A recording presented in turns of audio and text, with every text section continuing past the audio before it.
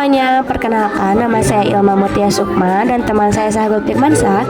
Di sini kita akan mempresentasikan atau lebih mengenal tentang kas kecil. Di sini kita akan membahas beberapa tentang kas kecil, diantaranya yaitu pengertian kas kecil, karakteristik kas kecil, fungsi dan tujuan kas kecil. Selanjutnya kita juga akan mengenal komponen dalam kas kecil dan manfaat kas kecil serta cara mengelola kas kecil dan contoh kas kecilnya nih guys. Akan membahas dulu tentang pengertian kas kecil. Pengertian kas kecil adalah dana yang digunakan untuk biaya operasional perusahaan maupun dalam hal lainnya yang sifatnya mendadak dan jumlahnya tidak besar. Walaupun uang di dalam kas kecil jumlahnya relatif sedikit, perusahaan harus tetap melakukan pencatatan terhadap segala jenis transaksi tersebut. Biasanya pencatatan ini nantinya akan dimasukkan dalam buku kas kecil. Sebuah perusahaan biasanya akan menetapkan jumlah dana yang akan disimpan dalam kas kecil pada satu periode. Hal ini bertujuan agar dana tersebut dapat lebih mudah dikendalikan. Sekarang kita akan mengenal tentang karakteristik kas kecil.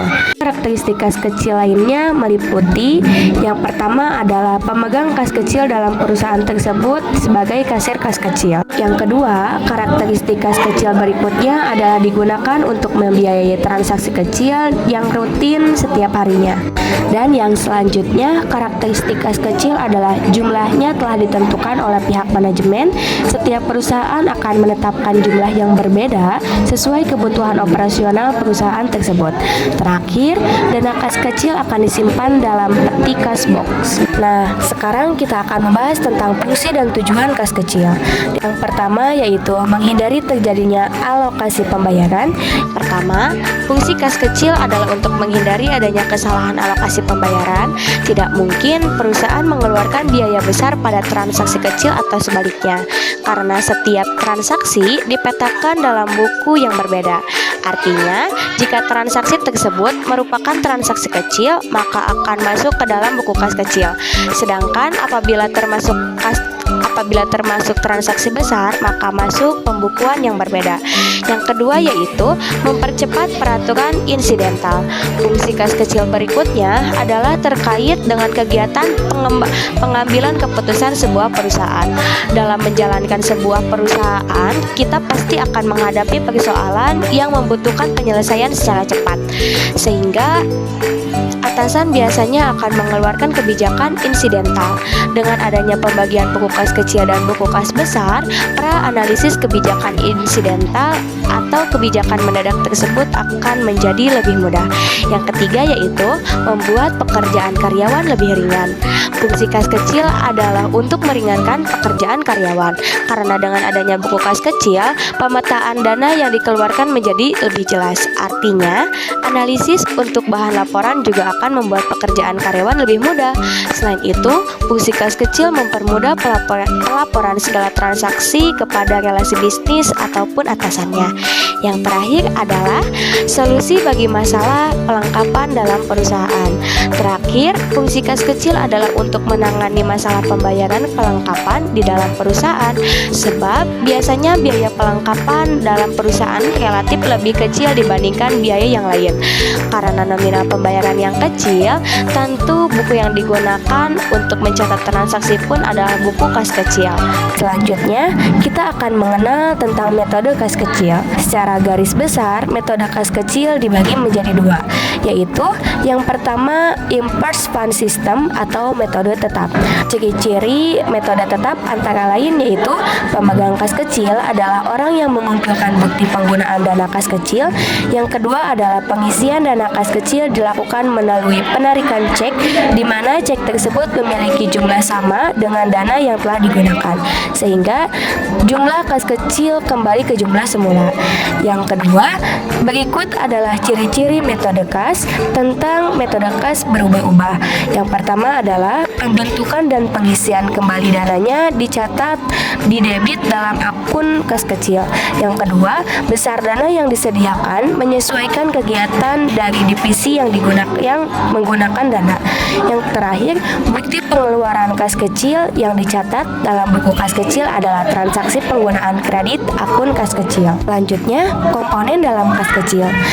Sekalipun jumlahnya kecil, namun sebaiknya pencatatan dalam kas kecil dilakukan secara tepat dengan memasukkan komponen-komponen berikut. Yang pertama adalah cek. Cek adalah dokumen yang digunakan untuk melakukan pembayaran melalui pencairan dana oleh bank kepada orang atau badan yang tercantum dalam cek. Yang kedua, bukti kas keluar. Bukti kas keluar adalah dokumen yang berfungsi untuk mempermudah percantuman pengeluaran kas ke dalam catatan keuangan. Yang ketiga, bukti pengeluaran kas kecil. Dokumen bukti pengeluaran kas kecil merupakan bukti berbentuk pertanggungjawaban atas pemakaian dana kas kecil, di mana dalam pembukuan kas wajib melampirkan bukti-bukti ini. Yang keempat, permintaan pengeluaran kas kecil. Permintaan pengeluaran kas kecil adalah dokumen permohonan pencairan dana kepada pihak pemegang kas kecil. Yang kelima, permintaan pengisian kembali adalah dokumen yang dibuat oleh pemegang kas kecil kepada bagian utang agar penyediaan bukti kas keluar. Selanjutnya, kita akan membahas tentang manfaat kas kecil. Pertama, manfaat kas kecil adalah untuk meningkatkan pelayanan pada pelanggan. Misalnya, dalam agenda tertentu diperlukan penyediaan konsumsi. Dengan adanya kas kecil, pelayanan konsumsi dari suatu perusahaan akan memuaskan. Yang kedua, mengeluarkan dana mendesak perusahaan. Berikutnya, manfaat kas kecil adalah mengeluarkan dana mendesak. Misalnya, suatu divisi perusahaan sedang membutuhkan dana cepat dalam pemenuhan tugasnya, maka kas kecil dapat menjadi solusinya. Yang ketiga, memudahkan pencatatan keuangan bagi akuntan. Terakhir, manfaat kas kecil adalah mempermudah pencatatan keuangan bagi akuntan karena dalam pencatatannya sudah dikategorikan, maka untuk menganalisis data-data tersebut akan jauh lebih mudah. Selanjutnya, kita akan membahas cara mengelola kas kecil. Berikut adalah langkah-langkah mengelola kas kecil, yaitu yang pertama, menetapkan batas saldo kas kecil. Kita dapat menggunakan metode kas kecil yang sudah dijelaskan di atas ya. Yang kedua, menentukan kasir kas kecil atau orang yang bertanggung jawab dalam pendistribusian uang kas kecil. Yang selanjutnya adalah pengisian kembali kas kecil sesuai dengan batas saldo yang terakhir ditetapkan. Jika saldo kas kecil minim, maka kasir harus mengajukan permohonan pengisian kembali pada financial controller. Yang terakhir adalah penggunaan kas kecil. Kasir hanya bisa melakukan pembayaran atas pembelian yang sudah disetujui oleh financial controller. Kasir juga harus membuat bukti pengeluaran yang ditandatangani oleh penerima dana. Kemudian transaksi dibukukan. Itu dia informasi mengenai pengertian kas kecil, fungsi, metode, komponen, serta langkah-langkah pengelolaannya. Sekian presentasi dan pengenalan kas kecil dari kita. Semoga bermanfaat ya buat teman-teman semuanya.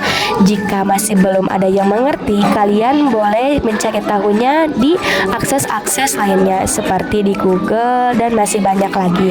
Sekian dari kita. Terima kasih. Assalamualaikum warahmatullahi wabarakatuh.